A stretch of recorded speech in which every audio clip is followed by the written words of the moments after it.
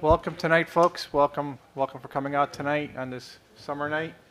We have almost full attendance. We have two board members, Walter Hickey and John Piazza, are not in attendance tonight, but everybody else is here tonight.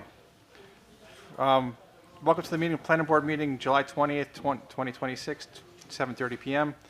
First up, we have business items. Those are items that we have reviewed in the past.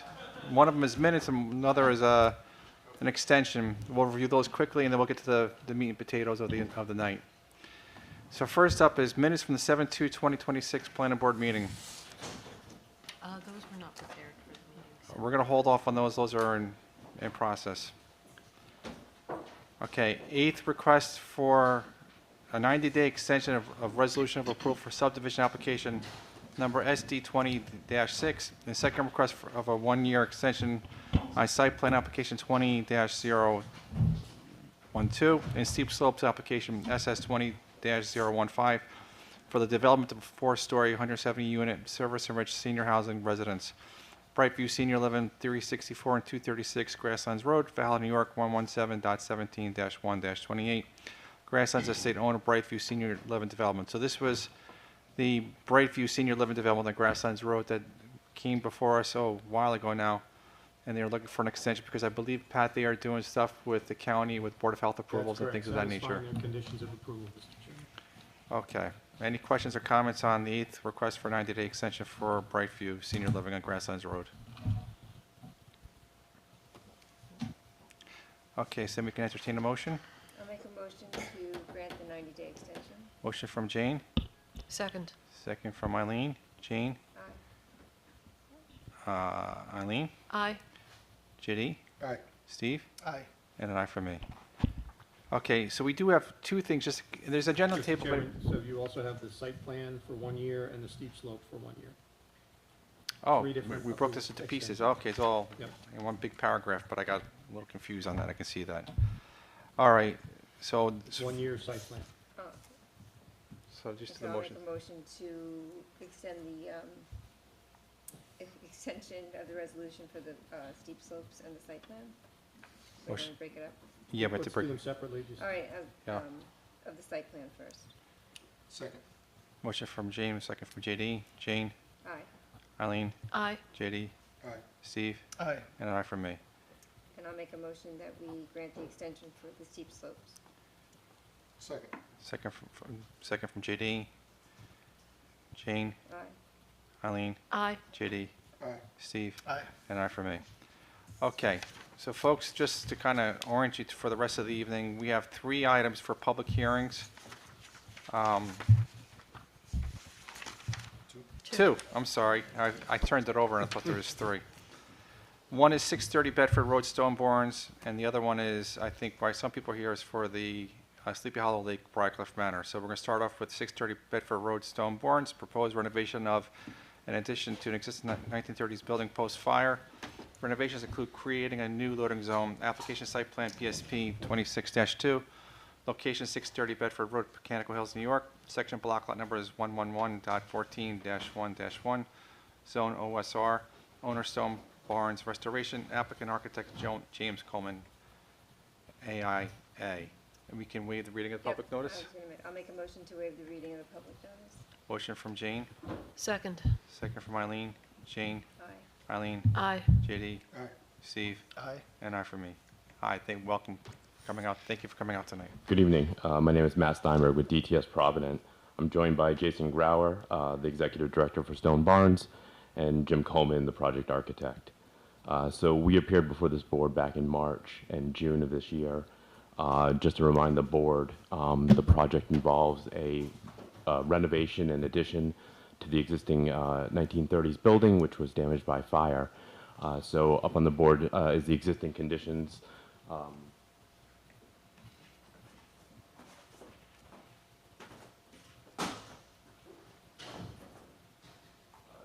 This shows with the addition, it's a small addition. The footprint's approximately 1,300 square feet. The total floor area is less than 4,000 square feet. The project also includes the relocation of an existing loading space that's being moved to the north because it's essentially where the new addition is going. So in responding to staff comments, we presented last time we were here that we were able to relocate that loading area to essentially eliminate all disturbances So to can you, steep can you, slopes. can you do me a favor? Can you turn that, we've seen this around. Yeah. Can you see this, the public can see it because this is. Yeah, so we've got it up Okay, on the this- screen okay, as good well. thing. Yeah, okay. All right, so don't turn it then. We're good. Yeah. I didn't see that. So since our June appearance, I can report that we heard back from the State Historic Preservation Office. They essentially indicated that the project would not have an adverse impact on archaeological or historic resources. And I think that was the remaining item that we were waiting for, but I'd happy to answer any other questions. Otherwise, then we're here to listen to the public. Any questions or comments from board members? Okay, let the record show there's no additional questions or comments from board members. Okay, folks, so we are here for this particular application, 630 Bedford Road, Stone Barns. If there's any questions or comments from the public, we will like to hear from you. If you have a question or comment you'd like to make, please raise your hand and we'll give you a number. If you have a number, you can speak. If you don't have a number, you can't speak. Any questions or comments on the restoration of stone barns? Going once? Going twice? Going 3 times? Okay. Let the record show there's no additional comments or questions coming from the members of the public. It's compliant. Okay, Sorry, Mr. Chair. so no, that's fine. We don't have any additional questions or comments from board members or the public. So we are at the point now, we have this application which is a public hearing. We're going to need to make some decisions what we're going to do. From a town staff perspective, how are we doing? They're in good shape. It was a very minor amendment to the site. As you may recall, there was a zoning amendment that dealt with certain provisions on the site, which the project's fully compliant with at the moment, so there's no site planning issues, no site engineering issues. Okay, So we're good to move forward on it. okay. So first thing we have to do is figure out what we're going to do with the public hearing. I make a motion to close the public hearing. Motion from Eileen, Second. second from JD. Jean, Aye. Eileen, Aye. JD, Aye. Steve, Aye. and I for me. Okay, the public hearing is now closed, and now we need to make a decision what we're going to do with the application. I make a motion that we direct the preparation of an approval resolution. Motion from Eileen, I'll second it. second from Steve. Jane, Aye. Eileen, Aye. JD, Aye. Steve, Aye. and I for me. Okay, so next up, you're good to go. We're going to read through the next one, which is item number 2, which is why I think many of the folks are here tonight. 835 and 855 Sleepy Hollow Lake Road, Briarcliff Manor, proposed major subdivision of two parcels of former Rockefeller property totaling 214.41 acres into 65 parcels to develop an 18-hole golf course, fully amenitized country club of Village Green, and approximately 75 single-family homes and townhouses. Application also includes a petition to the town board for text amendment to change the language of section 218-443 nonprofit membership clubs. This public hearing has received comments on the secret draft scope and document. The application subdivision PSD-26-4, site plan PSP 26-4, steep slopes PLS as 26-7, wetlands PLW 26-1, special use PLSU 26-2, town board referral TB 26-1, location 835, 855 Sleepy Hollow Road, Briarcliff Manor. Section block lot number is 110.8-1-1, 104.20-1-1. Zone R40, owner applicant South Rock LLC, DBA Fuel Club LLC, engineer architect JMC Engineering Site Development Company PLLC, attorney Darren Steinmetz LLP. That was a lot. All right, thank you. Good evening, Mr. Chairman, members of the board. David Steinmetz from the law firm of Zarin and Steinmetz.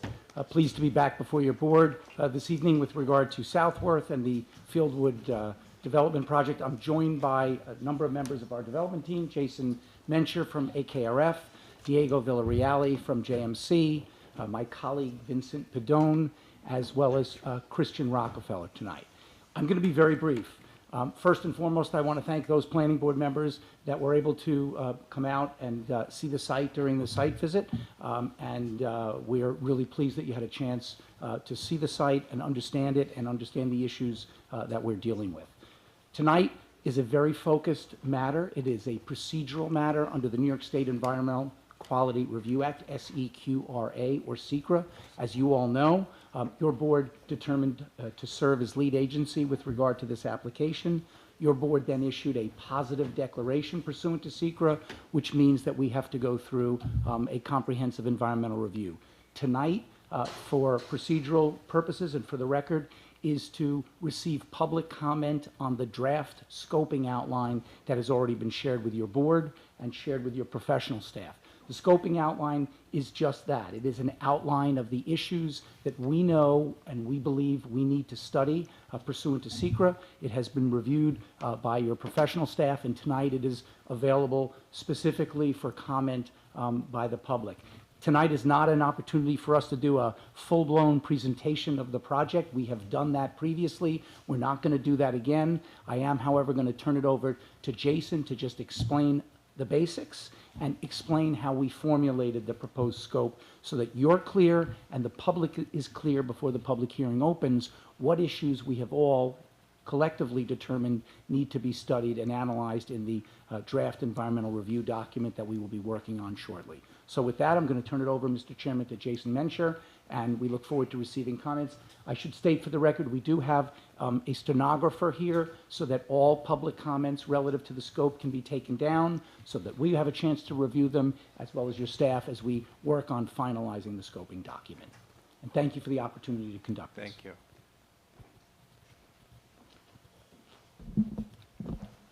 Thank you, David. Thank you, board.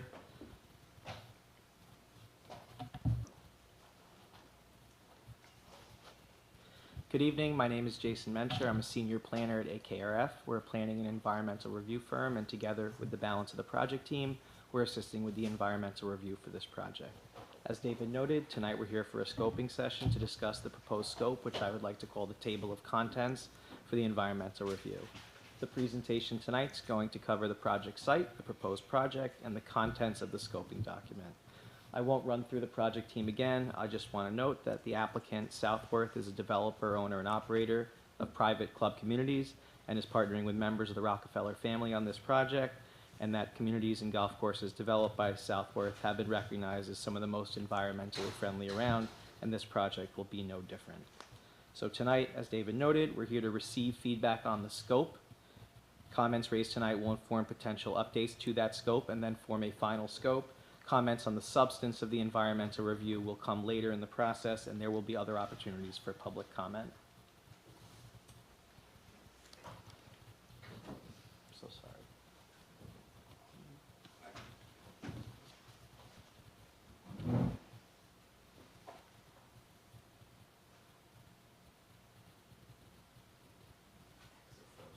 That's frozen.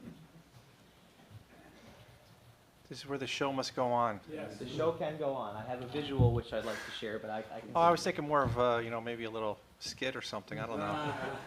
I'm a pretty good dancer. Well, there you go.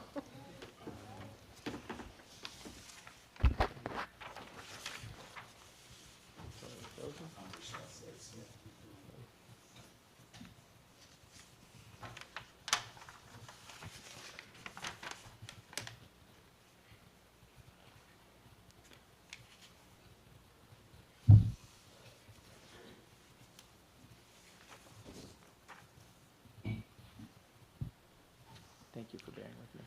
It's okay. Great. I got it. Is it working? Yep. So I'd like to orient everyone to the project site, which is outlined in yellow. It's at 855 Sleepy Hollow Road. It's approximately 214 acres. The current access is from one driveway on Sleepy Hollow Road.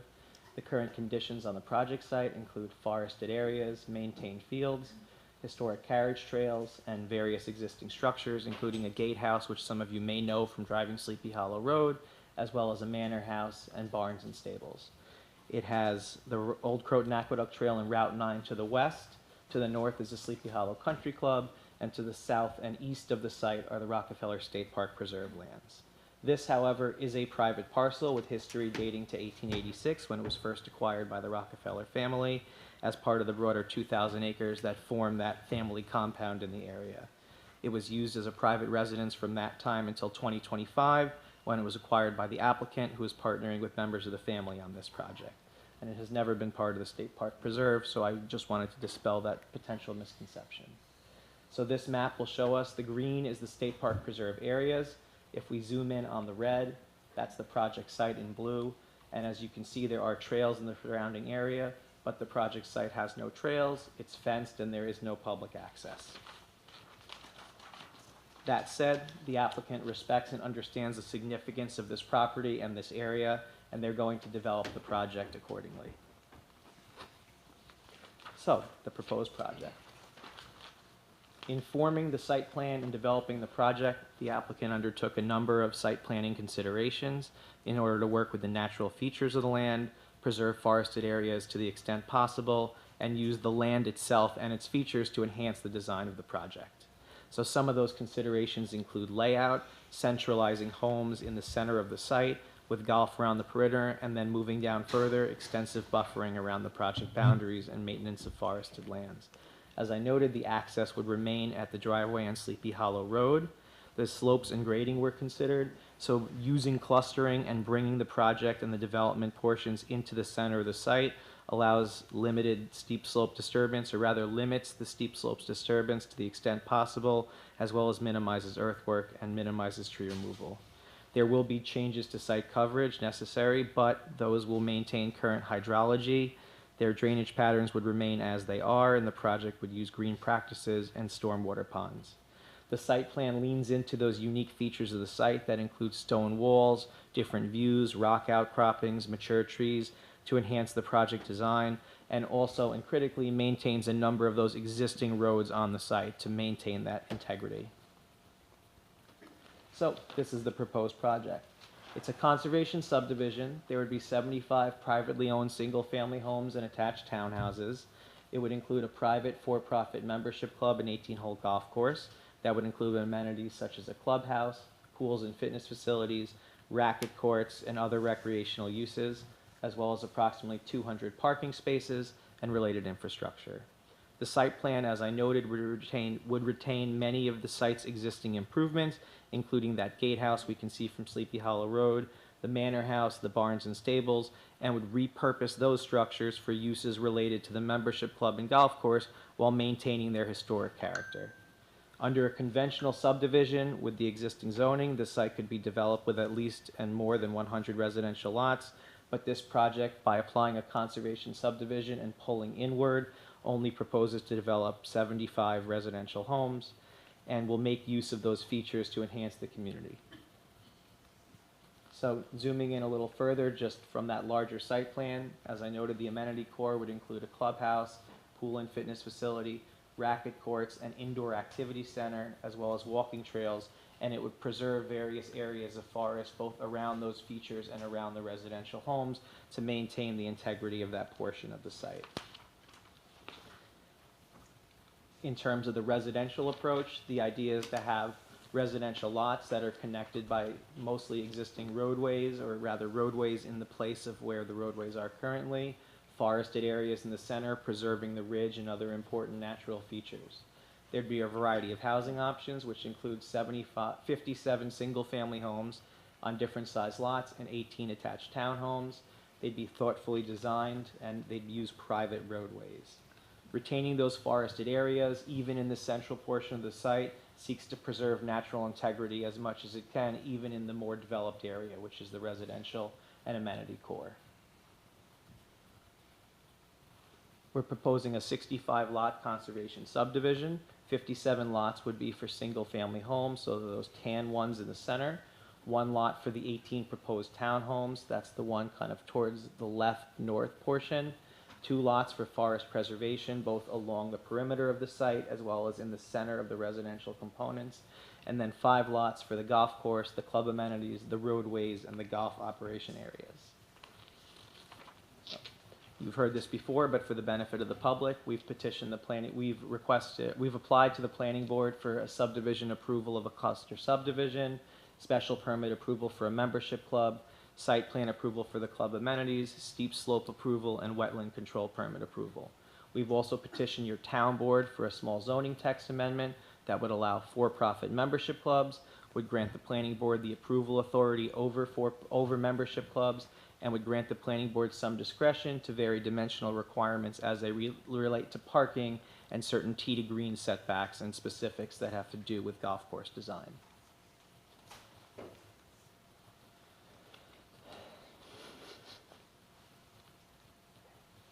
So, at your last meeting, as David noted, you required us to prepare a DEIS by issuing your positive declaration. The purpose of that EIS is to analyze the project's potential significant adverse environmental impacts and identify measures to minimize, avoid, or mitigate those impacts to the greatest extent possible. And this is just the beginning of what will be a lengthy process of review, going back and forth on the scope, then performing the environmental review, and having the public provide feedback along the way, as well as your board and your town planner. I'm not going to go through all these technical areas, though if I did, I think I would make our council drop to the ground. I just wanted to show, this is the table of contents for the EIS, which shows the breadth and depth of what we're intending and planning to study. If I can focus on a few of those areas, visual and community character, natural and cultural resources, traffic, construction alternatives, I just want to offer the public a little bit of a flavor of the level of study that the EIS will require of us. So we've scoped that we will study visual and community character. What that would require is that we take photos from off-site locations, including Sleepy Hollow Road on the north, the Aqueduct Trail and Route 9 on the west, the 13 Bridges Trail on the east, and then render what potential views into the site could look like from those publicly accessible vantage points. That would allow us to understand if there are any potential changes to and visual impacts from the proposed project. This site is in a historic district. As a result, we're required, and the scope requires us, to coordinate with the State Office of Parks, Recreation, and Historic Preservation, their SHPO office, their State Historic Preservation Office. We've already undertaken the first step of that, sending the site plan to that office, giving them an inventory of the buildings on the site, what we propose to do with them, what would remain, and we will go through that iterative process with them throughout this EIS process. In terms of natural resources, as everyone is aware, there's forested areas, there's wetlands and watercourses, flora and fauna on the site. So the scope will require us to map those wetlands, to coordinate with both the town and the Army Corps and agencies having jurisdiction over the wetlands to identify if there are any impacts to wetlands and to mitigate those. There will be a robust traffic study as required by the scope, and we'll study potential impacts to area intersections, traffic volumes, pedestrian safety, site access. We also, under the scope, are required to study construction impacts. That would include duration of construction, phasing, access, staging areas, potential impacts to neighbors from noise or dust, and all the measures we will incorporate to mitigate that. Finally, the scope requires us to study a variety of alternatives. Those would include a no-action alternative, meaning nothing happens, the site remains as is. A conventional subdivision alternative, which, as I noted earlier, would be what is permitted under existing zoning for somewhere over 100 residential lots, and we're proposing 75 single-family homes, as well as an alternative site layout. And with that, this is a public scoping session, and the purpose is to hear the feedback from you folks and the public. So I want to thank you for your time. We look forward to hearing your comments, and we do look forward to working with you and the community as this project progresses. Thank you. Thank you. One last procedural comment, just so we're clear. We are not here to answer questions that the public puts to your board and comments that they present with regard to the scope. However, Mr. Chairman, if there's anything at any time you wish us to get up and speak to, we certainly can do so. That's why our team is here. But again, we're here really to listen tonight, and that's the purpose of the SECRA scoping hearing. Thank Okay. you. I actually do have a question, though. Go right ahead. So you mentioned twice that you're requesting 75 units versus 100 with the golf course. If you put 100 units, would you still be able to have the golf course?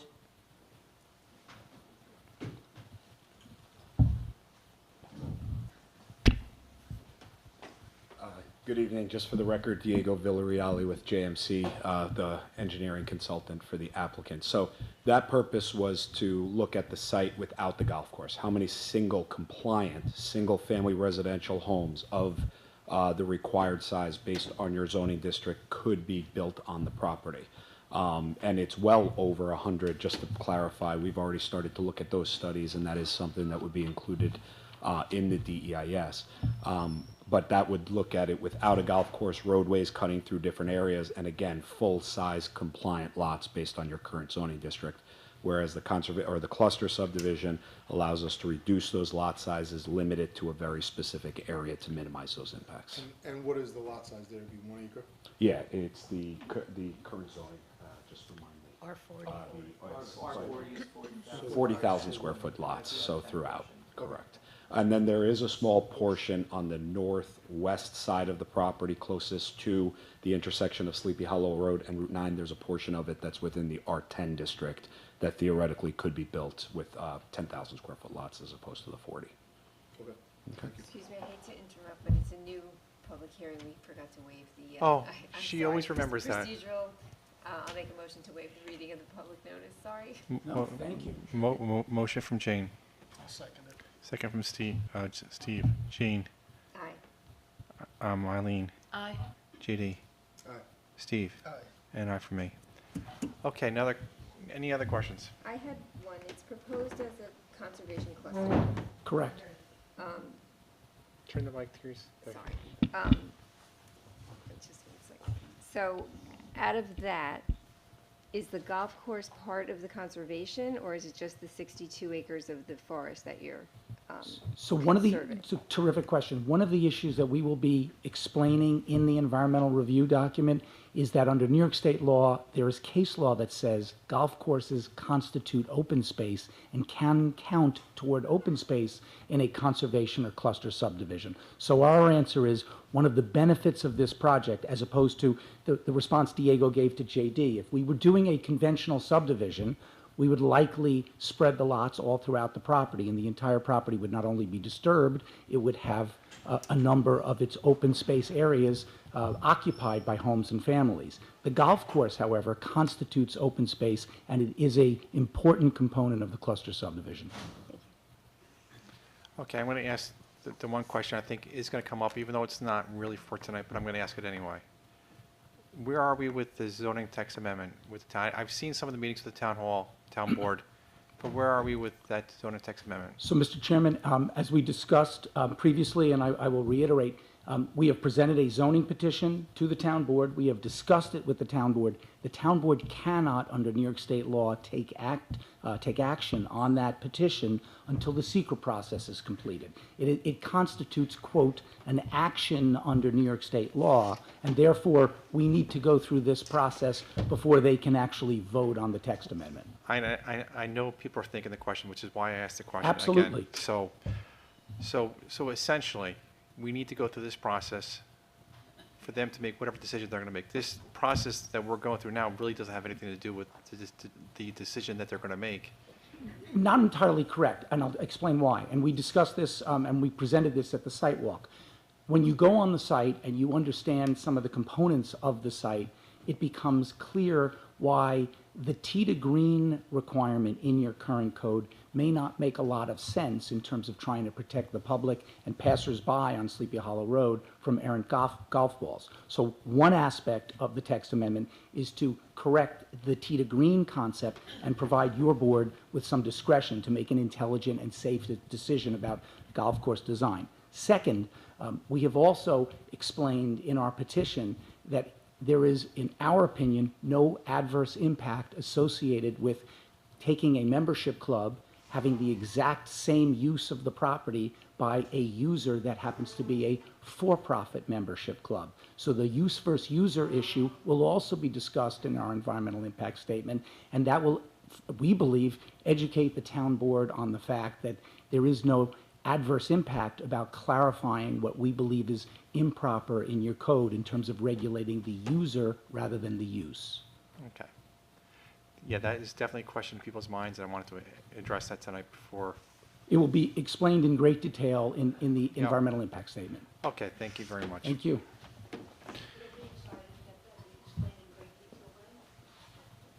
As we are required to, it'll be explained in detail in the environmental impact statement. It'll be in writing and articulated. In the IS. Okay. Okay. So with that being said, we are here for a public hearing for specifically the secret draft scoping document. So I'm going to try to frame the conversation to just that. We're going to stay away from my like it or don't like or dislike it. People have opinions on that, but that's not what this is for tonight. Tonight is about the specific secret scoping document that has been disseminated and is out there. So with that being said, we do have a little bit of procedure to go through. We've the reading of the public notice already. We've done that already. Checked that box. What we have to do next is give people numbers. If you want to speak, I'll give you a number. If you have a number, you can speak. If you don't have a number, you can't speak. So with that being said, raise your hands if you'd like to speak. So number 1, number 2, number 3, number 4, number 5, number 6, number 7, number 8. Anybody else? Number 9. Did I get you in the back? I didn't get it. Okay, so you're 10. 11. Okay, so we have 11, 12. You want to go last? Okay, I don't mind. Okay, all right. So, okay, can we have speaker number 1 come up?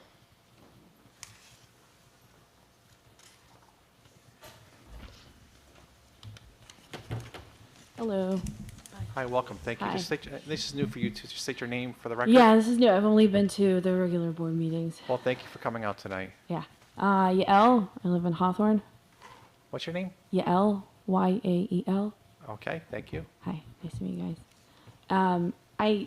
I guess as I said, I'm new, so I don't know if I'm allowed to ask certain questions or not. So let me just frame it for you. So there's a document that's out there. It's called the draft scoping document, and that's Right. That's specifically what you're going to be addressing. Like you have questions or clarifications or things that need to be added to it or refined. Okay. Is it okay if I ask and you let me know? Sure, if throw it out. Okay. Just sort of understanding, as you mentioned earlier, about the zoning component, whether this is something that we're doing just for this or how that's going to affect long term. So that conversation will be addressed in the EIS itself, Okay. and that's a town board conversation as well. And I encourage you to bring it to the town board as well. Okay. Next, I guess I'm concerned about the loss of forest and biodiversity and how that's going to be impactful. So listen, I'm going to take Okay. that and help you a little bit and frame Okay. it. So your conversation, your concern is about, and they have to now see if they responded to that or not, and they'll take that note and go with it.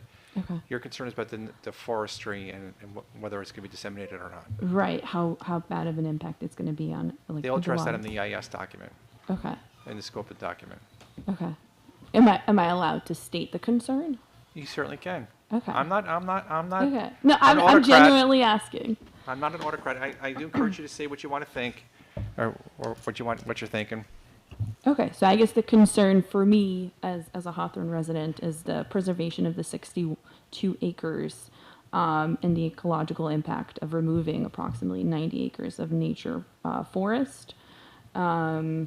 Another thing that I saw in the presentation, I don't know if it's going to be addressed in the document, is the pesticides and how that's going to affect the water contamination from the Gulf operations. I know it's brought up in other meetings in terms of chemicals in the water kind of steaming into our waters. I know there's some issues going on with some other places in town as concerning about soil and the chemicals, but concerning regarding how the golf course utilizes certain chemicals and how that would So impact. pesticides, herbicides, things of that nature, right? Yeah, how that's going to impact residents if it steams into the water.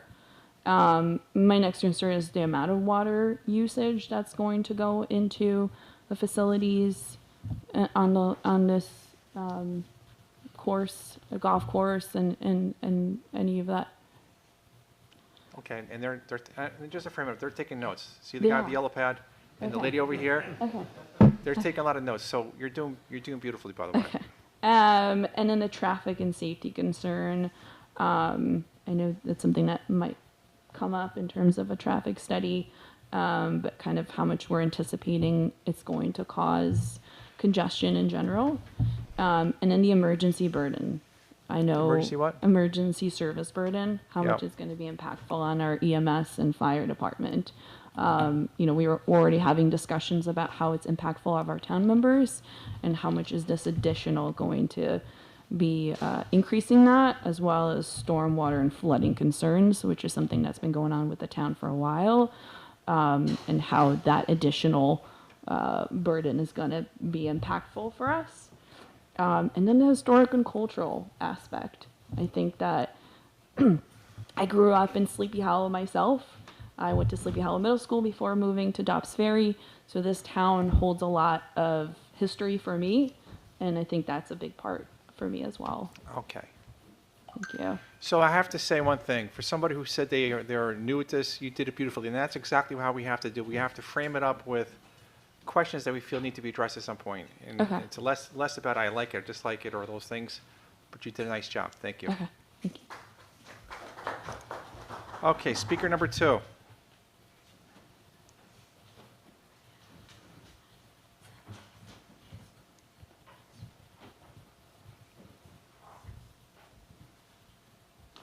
Welcome. Thank you for coming out tonight. Thank you. I'm pleased to speak in front of you. Thank you for the opportunity. My name is Matt Clayton. I live in Weber Park in Sleepy Hollow.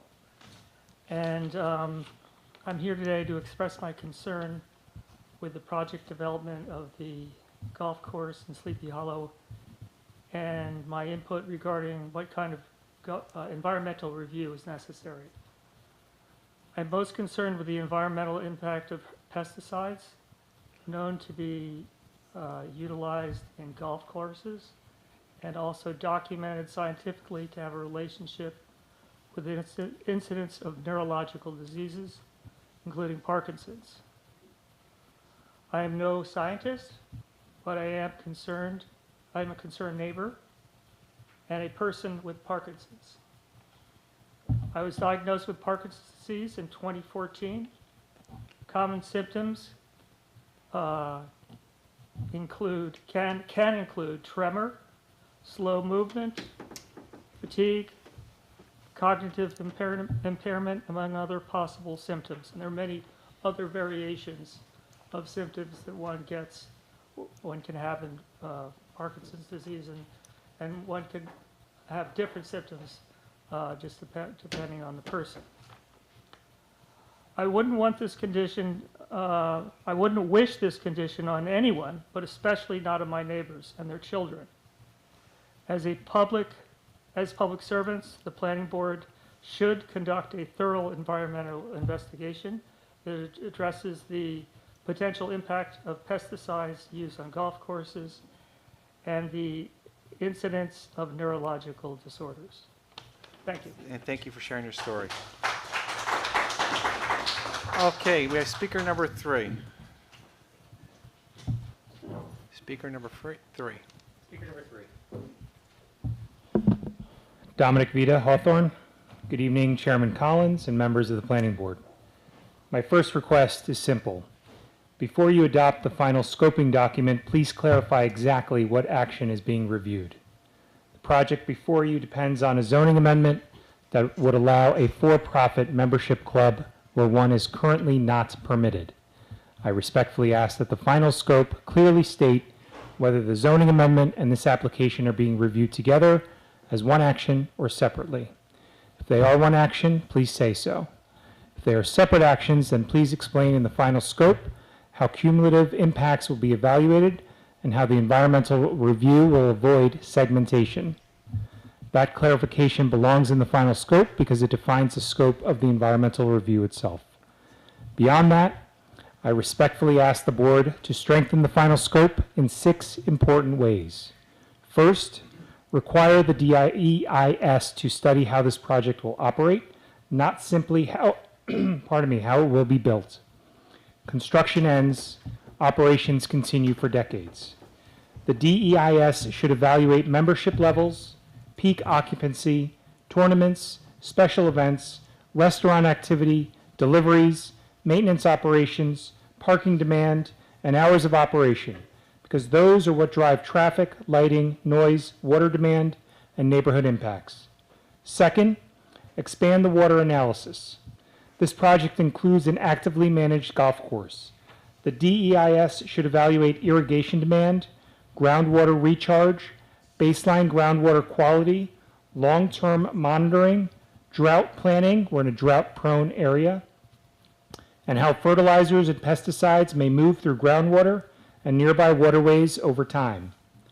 Third, approximately 90 acres of forest may be removed, which is a real loss and merits serious scrutiny for its impacts in this DEIS. And also important for this DEIS is what happens to the forest that remains. The DEIS should study forest fragmentation, wildlife corridors, habit connectivity, long-term forest health, and impacts on birds, bats, amphibians, reptiles, and pollinators. Fourth, require a dedicated section on long-term golf course operations. Fertilizer use, pesticide management, irrigation, chemical storage, maintenance facilities, wastewater management, and spill prevention are permanent operational activities, not temporary construction issues, and they deserve their own environmental review. Fifth, expand the study area where appropriate. A quarter-mile radius will not capture impacts to neighboring communities, downstream waterways, the Rockefeller State Park Preserve, or visual impacts from surrounding high elevations. Finally, I ask that the final scope include 2 additional chapters, one on cumulative impacts and another on long-term environmental monitoring. The board should understand not only the individual impacts of this project, but how they interact over time, and how those impacts will be monitored after construction is complete. This property is unique. It sits next to one of the county's most significant protected natural resources. It includes substantial forest clearing, a large residential development, and an intensively managed golf course. That combination deserves an equally thorough environmental review. My request tonight is simply this: make the final scoping document as complete as possible and consider independent expert help for this review. Better questions now will lead to better answers later, and ultimately better decisions for the board, the applicant, and the residents of Mount Pleasant. Thank you. Thank you for coming out tonight. Okay, speaker number 4. Speaker number 4. Well, welcome. Thank you for coming out tonight. Haven't been here in a while, spending my time at the town board. I echo everything that Mr. Vita said, and I'll be submitting separate, notes on those particular things that are of interest to me. One of which is the traffic. I'm just going to digress from this. Identify your name, please. I put it in the document. Nancy Rogers Golodetz, Thank you. 816 Sleepy Hollow Road. We have a stenographer. That's all right. Good. Hi. Thank you. All right. The traffic is a real concern because we have now bookend potential developments on our road. One is 715, which we've been discussing for 6 years. And now we have another, 75 households. And so I want to put into the board that we get a cumulative traffic study done For both, you mean? for combining them both. I mean, I might throw I can't think of the name right, the another 10-acre property or 10 houses are being built right across or next door to the I know it's the old Brandywine, but I don't think they call it that anymore.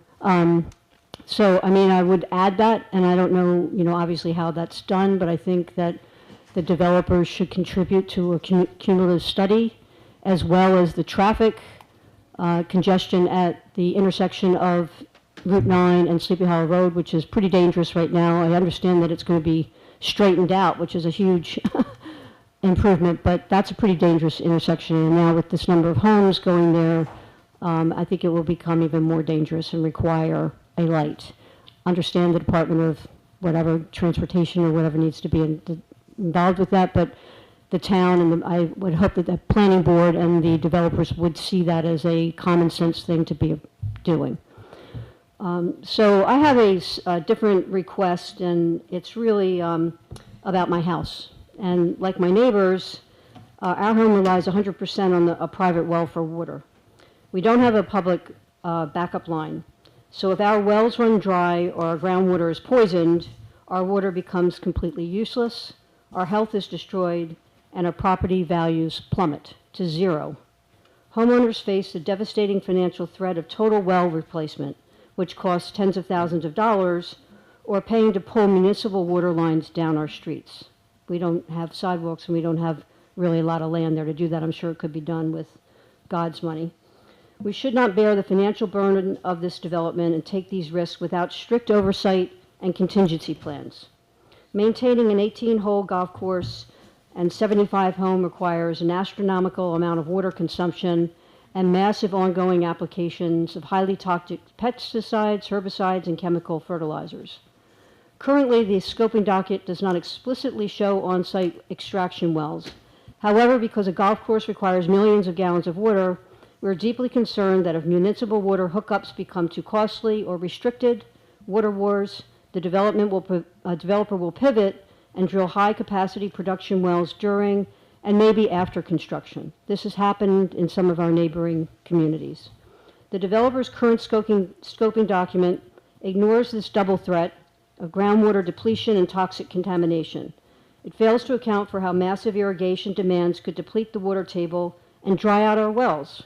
It also fails to model how subterranean hydraulic gradients will draw hazardous turf chemicals into our private wells. We cannot leave our drinking water to these two emissions in the scoping document and in the DEIS. Under SEQA, as a lead agency, your job during the scoping phase is to protect public health and our home equity. With this responsibility, I request that the Planning Board mandate 3 strict directives in the final scoping document. Number 1, force a building contingency plan. The DEIS must explicitly state that if the developer pivots and alters the water or utility plans for any reason, a mandatory CEQA supplemental review is automatically triggered. The developer cannot bypass groundwater extraction scrutiny now and drill later, no matter what the demand. The DEIS must require an independent hydrological stress test and a mandatory ongoing study of turf chemical leaching to prove exactly how these pesticides will be permanently prevented from poisoning our aquifer. Finally, the DEIS must include an analysis of our property values and mandate that the developer establish a front fund, legally binding mitigation escrow account. If the project dries out or contaminates a single well, that fund can immediately pay for full remediation, deeper drilling, or public water hookups at the developer's expense, or the town's if the Planning Board fails to actually identify that. Finally, I would request that the Planning Board formally engage the Westchester County Department of Health, which I did see in the lead agency list, but immediately for this specific purpose about the groundwater tracking and monitoring and the sampling of the neighbors who have wells on the property. So I thank you for protecting our health, our equity, and our water. Thank you. And I thank you for coming out tonight. Thank you. Okay, speaker number 5.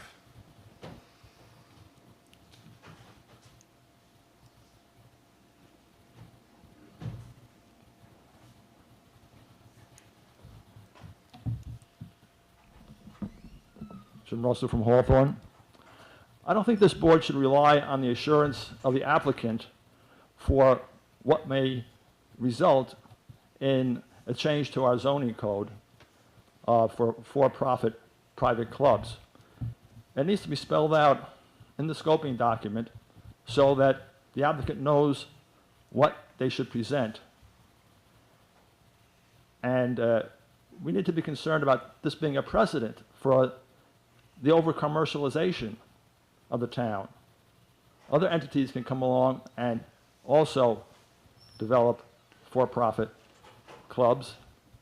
Just recently in December, Governor Hochul signed a bill that permits the serving and sale of alcoholic beverages in for-profit private clubs. And there could be many more applicants throughout our So can town. I frame it up? Your concern is what? My concern is this leads to over-commercialization, that private clubs are not like Sleepy Hollow Golf Club where residents join. There's memberships are for sale to the highest bidder oftentimes, and if there's a restaurant, the service is exclusively for members and their guests, so that let's say people in the neighborhood want to use some of the amenities there, or want to go to a restaurant, that would not necessarily be permitted. So this is will have an effect on the community character as well. So let me frame that up then. So you're concerned with community character and over-commercialization? Yes. Okay, thank you. And the idea of this being a precedent, and it should be addressed. And I'm concerned about the community character also of the areas nearby, let's say around Reckworth Street and Union Street. These are R10 areas. So we need to know the relationship between the club, the golf course, the housing. Does one have to become a member of the club to buy a house? If one owns a house, do they have access to the other amenities? This needs to be spelled out and addressed in detail. And as far as whether the degree to which this application may develop into an elitist, virtually gated community, which would be out of character for the area, should be also kept in mind. And finally, I'd be interested in knowing from the applicant how many certified letters went out to the neighbors in the area and whether they were tracked to see if they were received. Okay, thank you. All right, so speaker number 6. Speaker number 6.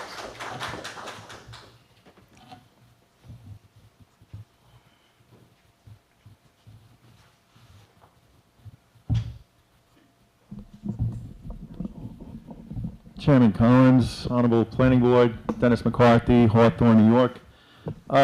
So basically, I think it was tried to be addressed, and thank you for the board's questions, and I commend everyone else what they've said. What was talking about the zone amendment change.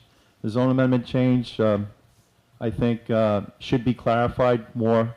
I don't think the secret process, what was described, this is a town zoning code law that has to be addressed. And I think it should be spelled out more, as Mr. Russell said, in the application, in the secret application or the application. I think it's inappropriate for the planning board to make any legislative decisions or recommendations to the town board. This is fully the town board's responsibility. So I request that that be clarified, number one, and that number two, the town board make this decision, not the planning board.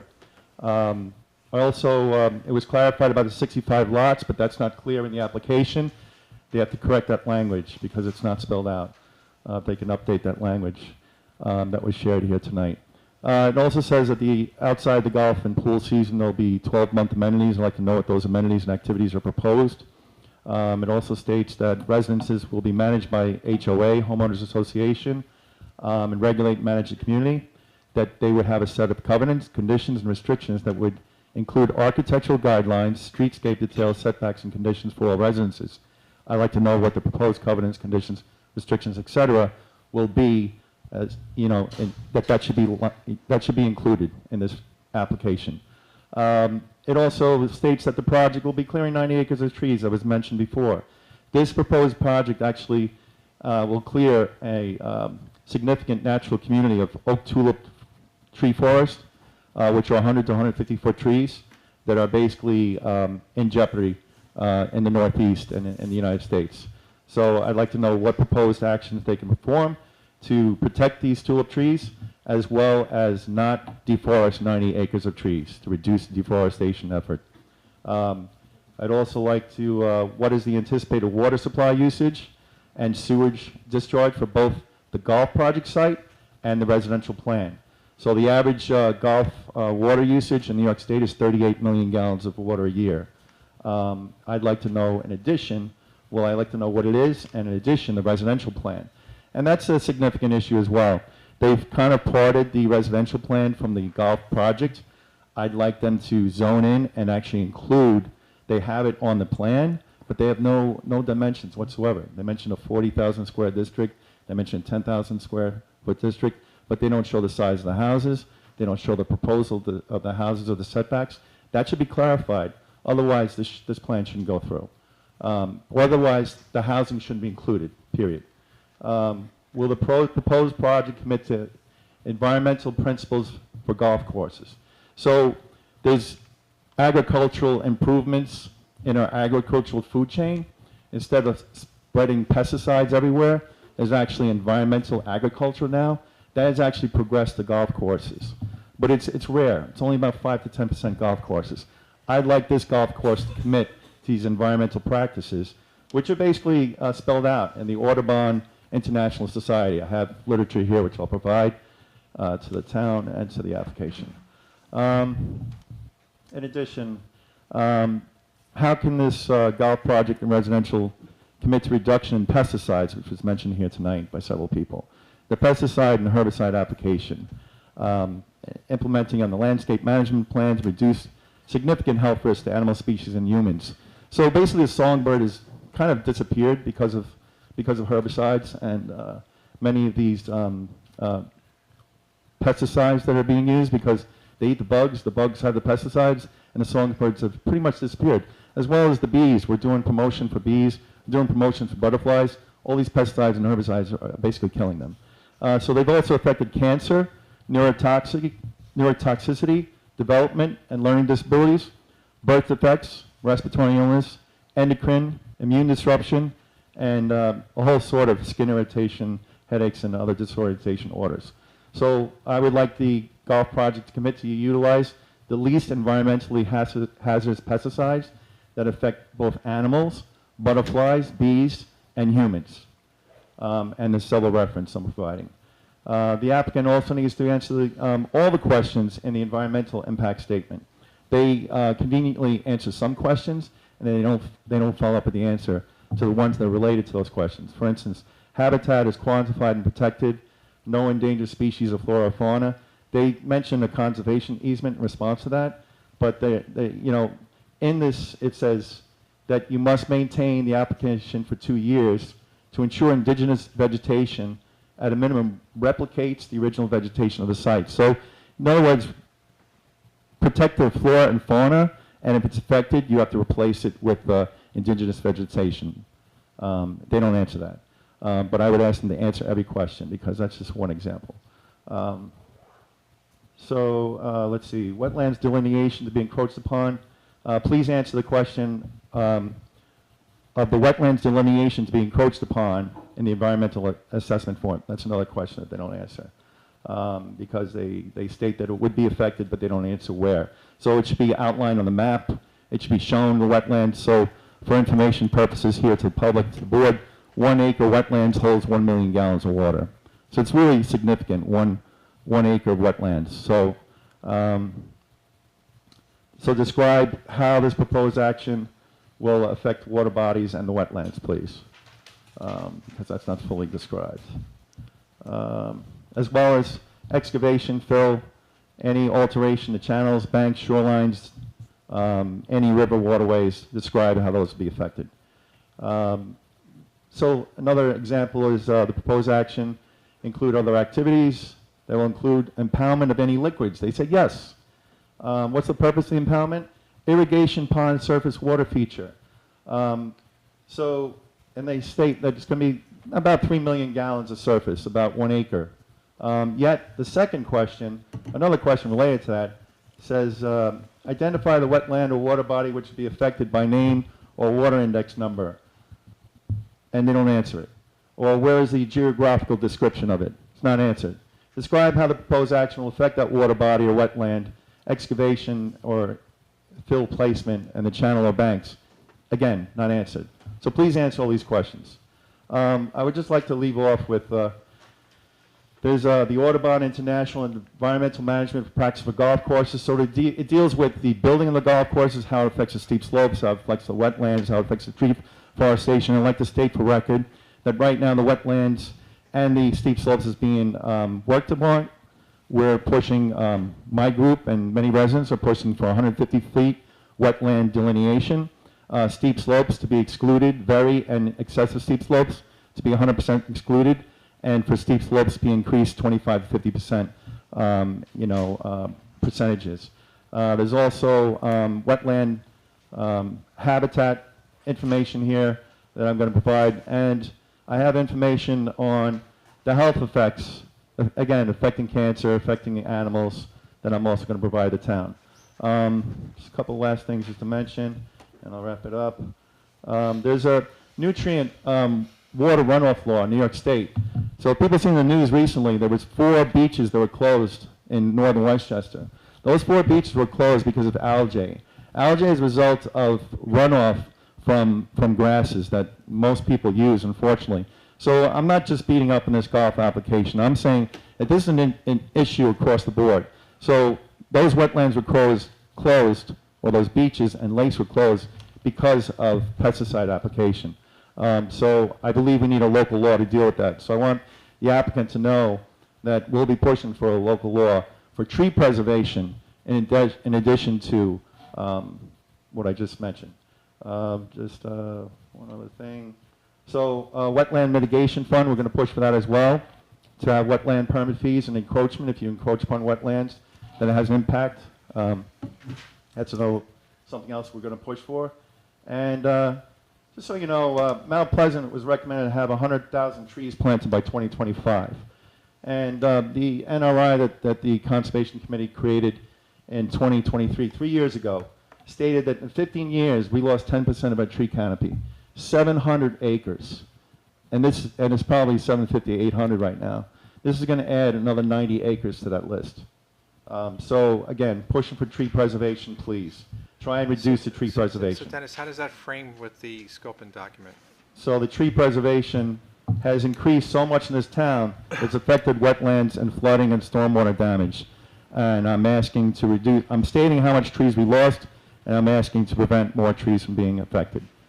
To study that. Yeah. And I'll wrap up. Thank you very much to the board, and thank you everyone for the questions. Thank you. Thank you. Okay, speaker number 7.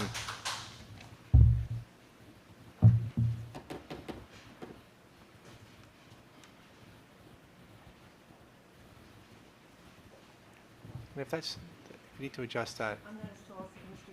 McCarthy, but I'll do my best. Good evening, everyone. Thank you for the opportunity to make a comment. Don't you just grab it right off? John. There you go. Okay, there we go. Can you hear me now? Yes. I have a very short comment. Okay. Maureen Petrie, 748 Sleepy Hollow Road. And it's for the surrounding area that the applicant proposes to evaluate. Right now is only 1/4 acre. And everybody's made all of these comments about runoff and all of these things. I would just say, considering that the impacts of such a large development that includes removing up to 90 acres of trees, the applicant should be required to evaluate a larger area. 1/4 acre is 1,320 feet. So beyond their site, they really should be required to evaluate their impacts in a larger area than that. And I also wanted to make the comment that I've been in touch with Matt Castro from the Westchester Planning Board, and they're accepting RFPs for a study of the Pecanico River watershed in general. So just that the board is aware that there is going to be a study of the Pecanico River watershed. Good. So I don't know how that all fits into this, but I just wanted to make the planning board aware. Thank you. Thank you.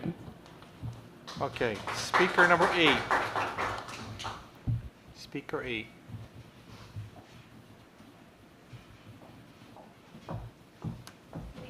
Good evening. My name is Lisa Black. I live on Sleepy Hollow Road. I'm actually an immediate neighbor of the property that's being proposed here. And we saw your note. Sorry? You sent that note out, didn't you? Did you send that email out recently? I did, yes. Yes. I was going to ask if Recognize the the board name. received my Yes, I letter. read it. I'm here with my husband Dan as well.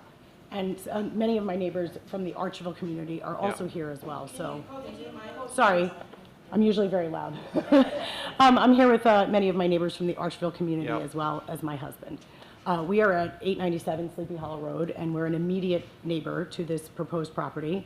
In fact, we're totally surrounded by golf courses at this point, considering the applicant's proposal, because Sleepy Hollow is directly across the street from our house. I first wanted to say, I wanted to thank the applicant, because Troy and his team, and I know Troy's not here this evening, but I did want to thank the applicant for proactively reaching out to the Archville community and having some initial discussions with us to at least get our initial concerns about the project and have some discussion about that. So I did want to say thank you to Troy and his team for at least initiating that the conversation, since we are the immediate neighbors. That being said, I did outline in very significant detail in my letter at least 6 topics that I think are very important that the board should consider. And I know some of my neighbors and our community members have discussed a lot of them this evening, so I don't want to repeat any of that. I would encourage everyone to read the letter. I believe it's publicly posted as well, correct? Yep. And then the last item, obviously, was the zone amendment, which I'm not going to touch because obviously others have talked about that. We've been a Archville member for 25 years. Our family has lived there. The houses in Archville have been there almost 150 years or so. My neighbor Bernice can attest, she's been here for quite some time as well. And I do want to sort of zoom out and talk about some of the specific issues that everyone was mentioning, which were obviously environmental and wildlife issues, the traffic that I think are being echoed this evening. But I wanted to just sort of hone in on a couple of issues, and I don't know if by any chance if you could put up the actual map of the project. If you look in the upper northwest corner, that's where the Archville community is. Yeah, I know where it is, yeah. Yes, and you can see that there's a water irrigation pond right in that corner. There's also a maintenance facility. There's also a practice green that they have planned in the proposal right in the middle of the Archville neighborhood. So if I could just zone in for a moment on that specific piece, which is only a few acres of this entire 214-acre proposal, that would probably be the most disruptive, in addition to, of course, the traffic, the environmental issues, to the Archville community because of where that practice green is proposed to be located. So we would ask that the engineers and the planning team at least consider that practice green being somewhere else on this plan that they are proposing because of the impact that it would at least create in the Archville community. The other issue I wanted to mention very briefly is the noise. I live across the street from Sleepy Hollow Country Club. I know what mowers and blowers sound like 6 days a week into extremely early hours of the morning. So I know that there is at least a possibility that they may commit to an electric fleet or something else that might be a little more environmentally conscious and also perhaps lower in volume. But the reality is listening to mowers and blowers, whether they're electric or not, 6 days or 7 days a week is a significant impact on the Archville community. And Bernice is right across from me in my backyard. So I just wanted to mention those few things. One other thing I didn't hear anyone mention was what is the impact to the schools? My understanding generally is this Sleepy Hollow schools and the Tarrytown. Yeah, and they're gonna address all of the school conversation in their documents that they create. Yes, so that is one thing that I would like to hear more about, Yeah. is the impact on the schools. And with respect to the environmental issues that some of my neighbors have touched on, I would like to know who would be regulating that after the project would be built. Even if there's a commitment to organic or some other type of chemicals, who's going to be monitoring that after the fact? Is that something that a neighbor would have to make a complaint about? We wouldn't even know. I can tell you that I actually have a vegetable garden immediately adjacent to the proposed property. So that is something that is deeply concerning to me, in addition to what everyone else has said, is actually, being right next to the chemical and the pesticides. So with that, I would encourage that the board just review my letter. Those are the things that I think are concerning. The rest of the public has obviously mentioned this as well, and we look forward to hearing what the applicant has to say. Thank you for coming on. Thank you for your Thank letter you. as well. Okay, speaker number 9. Speaker number 9. 1 second, Jim, I just want to get a clarification if we can. I read that letter today also, and I was curious, I didn't have a chance to check on it, but the green that she's mentioning, it's a putting green or a driving range? It is a driving range? Yes. Okay, because when we had the conversation on site, we were told that there wasn't a driving range, that you guys were going to do virtual inside.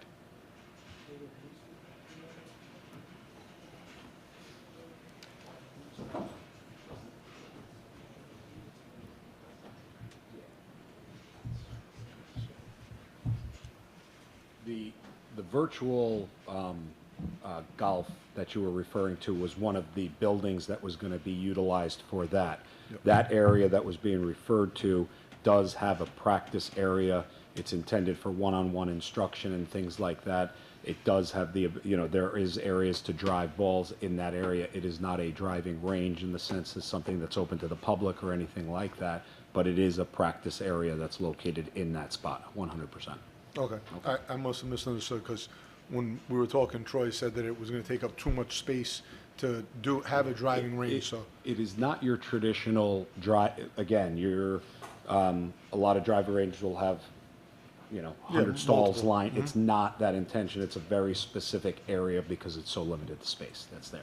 But again, that is details that will be provided as we Right. go through Okay. this. So JD, we will answer that, comprehensively, and Troy's not here. Our understanding is this is not a driving range area with a row of bays that you would normally see at a normal driving range, either at a country club or a regular driving range.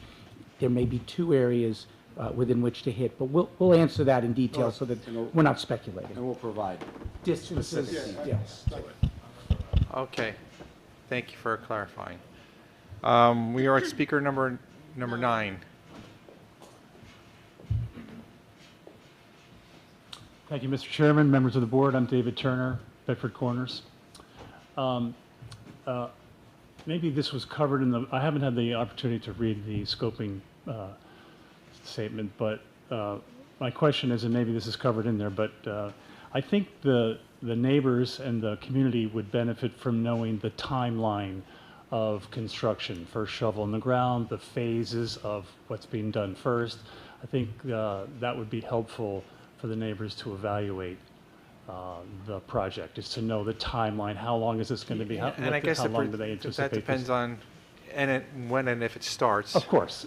So I'm talking But they about from should- first shovel in the ground to, But I think you should, to your point, though, they should be able to estimate it's 18 months, 2 years, whatever the time frame is. how long there's going to be, Right.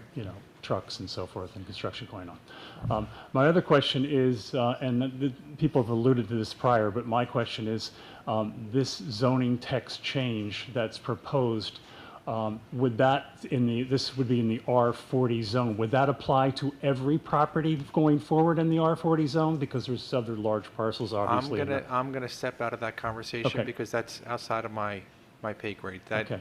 But those are good conversations to bring to the town board. Great. And I hope people bring them to the town board. Great. Thank you. Thank you. Okay, speaker number 10.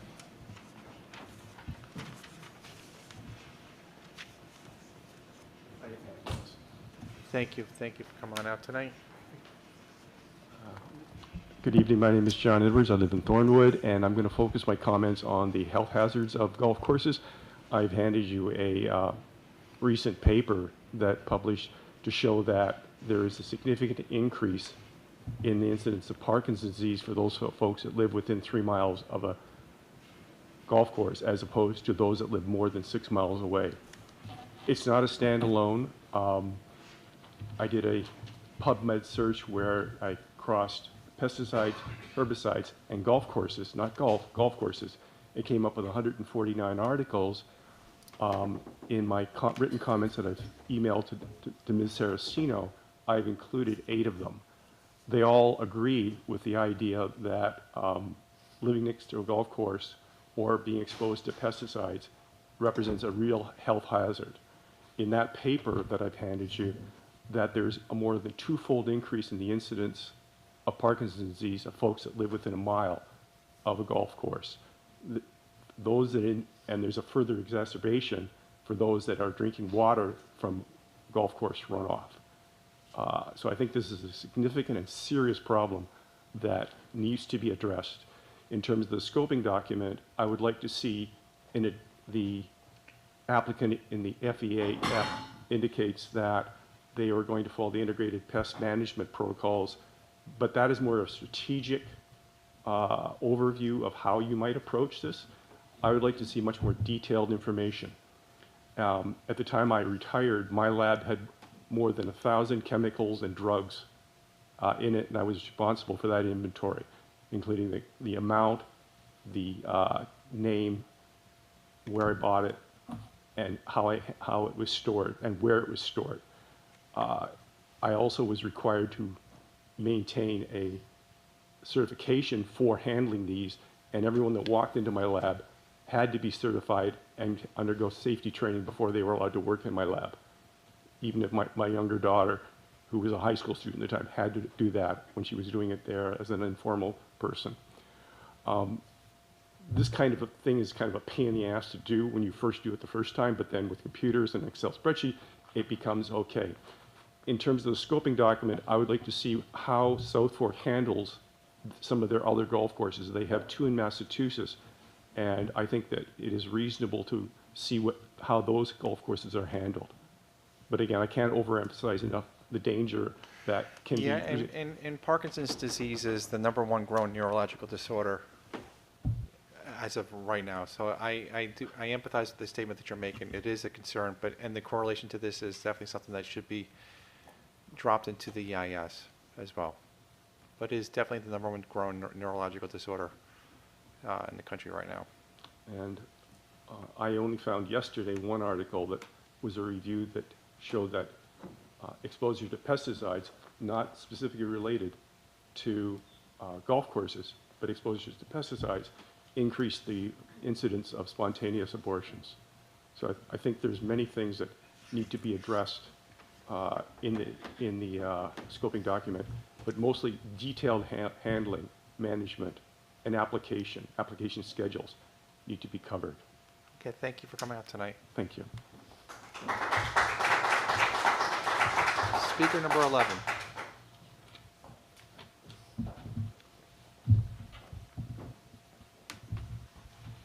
Hi, everyone. I am Dan Black of Sleepy Hollow Road, the aforementioned husband of Lisa Black of Sleepy Hollow Road. I did also have a say and some hand in writing that, so I just want to put in the record. Put that. Did he? I sure did. So look, let me just caveat 2 things. First, agreed with my wife, because it's smart, that the approach that has been made by the applicant to the neighborhood, to us as individual homeowners, has been laudable, and I do appreciate the outreach. And then secondly, environmental concerns, health concerns are paramount in this study. And so what's already been covered, I just want to add to that last bit that we talked about, that little tract on the end where the Archville neighborhood is. There's 214 acres, and that 8-ish, 9-ish acre section that directly abuts some 25 existing houses seems like a very convenient place to put what could be argued are the 2 most invasive parts of a golf course or a golf course community. The maintenance facility, with the noise coming in and out 6 days a week at all hours of the day and night, it is a driving range. The fact that there's only going to be 1 or 2 stalls, if you look at it and what's intended, it's intended to drive balls a distance into the direction of the neighborhood itself. And there is no amount of fencing or buffering woods, what have you, that's going to prevent those golf balls, the errant ones, and then, if you've golfed with me, there's lots of errant, to going into those neighborhoods, because it is facing that direction. Where you would drive from or hit balls from in this practice area faces into the entire neighborhood, including, by the way, the Archville Fire Department, of which I am a member for 25 years. So the last thing I want to be doing is doing drills on equipment and get hit by a golf ball, or have our equipment hit by a golf ball. So I have to think that out of 214 acres, that 8 or 9 acre spot, there has to be another spot where they could at least consider, and I'd love to see this in the document, consider potentially putting that practice area / range and or the maintenance facility, so that the 20 to 25 neighbors in the Archville neighborhood that did not elect to live in a golf course don't necessarily have to make that their thing, as opposed to the 75 residents that are opting into living on a golf course with all of the pluses and minuses that come along with it. So I'd love to just understand what the other options are from that perspective. Thank you for coming out tonight. Okay, and I know who speaker number 12 is. This lovely lady over here. I know her because she kind of raised her hand at the very end. Yes. She wanted to be a speaker, the last speaker. Yes, you can. Did you hear We're me gonna now? We're going to let this lady go. Okay. I only came to find out what's going on, okay? Because I heard of a golf course. I don't know what kind, if it's for practicing or what. I'm not a golfer. So let me kind of frame what we're doing tonight. Just get her name, Jim. Brunilda Chabrier, Chabrier. And so there's a the problem I have, I don't want to be sitting in my yard getting hit with one of those golf balls and drop dead. Okay, so well, no, we don't want that either. We don't want that either. We want you. So- Mr. Black, Miss Black said everything I had to hear. Okay, All right? Oh, they have problem. She's right behind me, and we're very close. I don't know how we're gonna have that. okay. So you're Okay. concerned about a couple things, and you're echoing the concerns of your neighbors. With in the my back. health, yes, yes. Yes, we don't want that. Okay. Thank you very much. So have a nice evening. Thank you We for coming. bored you enough. You know what? You were a very joyful speaker, so thank you for bringing your joy. Thank you. Thank Bye-bye. you. And we do have one additional speaker, probably got tied up with family or work or something of that nature. Yes. Oh my gosh, and I'm sick, so I'm sorry in advance. This is very tall.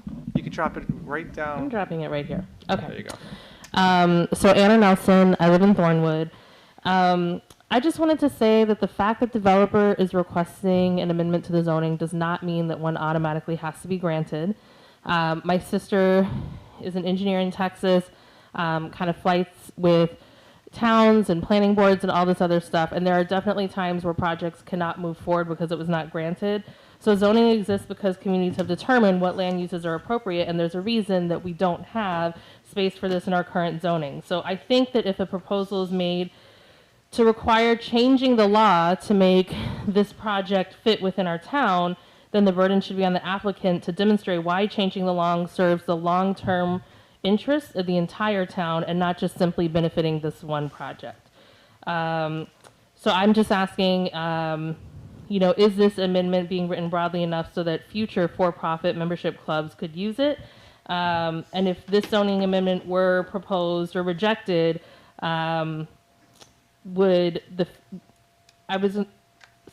the zoning amendment were proposed with no Fieldwood application attached, would anyone be recommending it? And so I think that the answer is no. So I just want to say that the zoning for me is the big issue because it will have future impacts beyond just this if we make an amendment to our zoning laws. As far as the actual impacts, I think that someone was talking about the 0.25, when you're looking at the outside and the cumulative impacts of the runoff. Everything that people are talking about here, the pesticides, everything else, you know that Mount Pleasant has a huge issue right now with flooding, with stormwater, with runoff. And so my biggest issue is when we cut down 90 acres of trees and when we add more impervious surface here and when we have more pesticides being used in this area, my huge concern is for a community that's already suffering is this is just going to make everything worse. And so I really, I'm not going to speak for everyone in Mount Pleasant. I don't know many of the members here that are, I guess, in the market for being members of this luxury golf club, but we do live in this community, we work in this community, I'm raising my child in this community, and so I just want to make sure that it's safe. So I really want these things to be considered. And if you don't mind, can I just paraphrase what we're trying to address in the IS specifically? You were Yeah. concerned about the trees, the pesticides, the herbicides, and the runoff, and was there anything else? I'm trying to remember. Runoff and stormwater. I'm just saying, adding more impervious surface, and I think someone was talking about the way that you are. Maybe this was Dennis, the distance that we're measuring, the impacts of the runoff from this site, and increasing that distance. I think it was 0.25 of a mile is the distance we look around the site, but to look at the longer term impacts, because again, this area does see significant floodings with the wetlands and everything else. Yeah. So they'll address that in their EIS documents, but I do, which I think you're going to, I'm sure, because it's important for people to engage in the process with the zoning text amendment as well. Mhm. So I encourage you as well to do that as well. Thank you. So, okay. I just want to ask a question. How come I don't get applauded? I'm just teasing. I'm just teasing, guys. All right, so with that being said, we have this application here, 855 Sleepy Hollow Road, Briarcliff Manor. We reviewed a bunch of stuff with them. What are the thoughts and questions or comments from the board at this point? I want to compliment everybody who sent in letters. They were well-written, they were smart, and they included comments that we can actually fold into the document, some of which were repeated here tonight, but it's important for us to have things that are useful that we can actually address in the document. It was clear that many of you had read the document, the scope, the draft, and so I compliment you on the quality of your comments, and thank you for putting in the time because it was a lot to read and understand. Okay, thank you. Any other comments? Okay, so we have heard a bunch of stuff for this draft scope and document. So the question we have here tonight is, do we feel the draft scope and document? The question is whether you want to close the verbal portion of the public hearing. Right. If you choose to do that, there would be you'd extend a written comment period as well to allow people to submit additional comments to you. Yeah. At which point the scoping document would be revised, and then you would consider the adoption of the scoping document. Right. I personally think we should have some written comment period because it is an awkward time of year. I agree. Sorry, I mean, I would have actually stated that we should also keep the public hearing verbal, if you will, as well as written, because it is a terrible time of year to be doing this, and that seems to, it's not directed at you guys, but it seems to be a pattern. So we have low attendance, and just like to keep it up to, ensure that we can have greater input. Which I know we can do with. Okay. All right, any thoughts, questions from board members? I think that based on the letters that we've gotten, as Eileen stated, that were well thought out, I think we've encompassed a lot of the things, again, that were echoed here again tonight. I agree with keeping the written comment period open, but I think we can close the verbal public comment period. Any other questions or comments? If you wish to keep a written comment period, Mr. Chairman, you should decide how long you want to do that.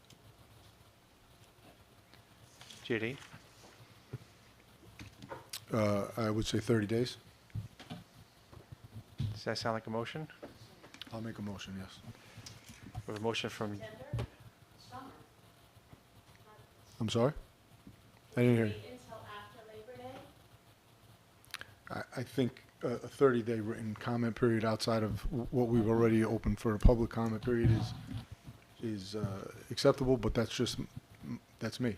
That's my motion that I'm making. We'll wait for the board to get. Point of information on the motion. If you hold the written comment period open for 30 days, we wouldn't be able to be back here before us at Labor Day for the adoption in any event. So you still get the September date.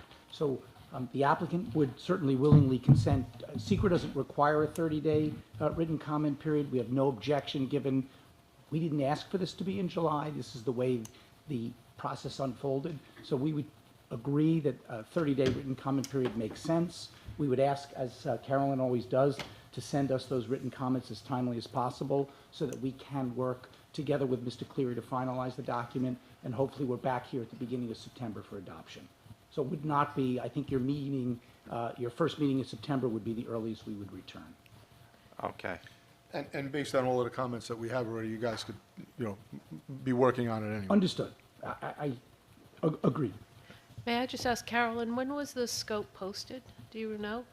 It was posted as soon as they gave it to us. I think the day that we adopted I think it was June 4th. Okay, Been so out it's there been for out quite for some about time. 6 weeks now. Correct. Which is longer than normal for Yeah. a scope to be out there. Okay. So I'm going to second JD's motion. So we have a motion from JD and we have a second from Eileen, which means we're going to take a vote. We have a question over there. Hi, sorry. What's the pros and cons of not keeping it open? Okay.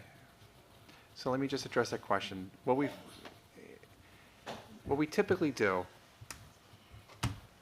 keeping it open, there's really not a huge difference between keeping it open versus or not keeping it open. The written comment is just as valuable as oral comments. But by the same token, we have to take action at some point on all applications. So get those pencils sharpened, get those pens going, get the typewriter going, I'm gonna show my age, keyboard going, and get those written comments into us, and we will take those into consideration as well, which the applicant's gonna have to address as well. I'm not gonna go back and forth with here. Procedurally, I can't. Motion is second on the So floor. you essentially saying okay. that everybody who spoke today, their words would not be heard? No, that's, hold on, folks. I'm not going to take, we're going to stick to following parliamentary procedure, but I will address that question. Under no circumstances would we sit here tonight, have all you folks come out, you guys could have done anything different. We could have done anything different as well as board members. We sat here for a reason. You came here for a reason. Understood? So they have to respond in some shape, form, or another to those comments. They're not my comments. It's not my document right now. They're phrasing this up for us. So, no, they have to address those comments. I will not take any more questions from the audience because that's procedurally not the right way to do things. We have a motion on the floor right now, and we'll take action on that motion. So with that being said, we had a motion from JD and a motion from Eileen. Jane? Aye. Okay, Eileen? Aye. JD? Aye. Steve? Aye. And I for me. Okay. And that's it. So So, the written comment period Will is be- open until, what's that, August 20th? August 30th, or August 20th, That's a Tuesday, Thursday. 30 days from today. What's that? that's Thank it. you all, Mr. Chairman, members of Thank the you. board. Thank you for your time and your patience, and we look forward to working with you to get the scope right. Thank you. Thank you.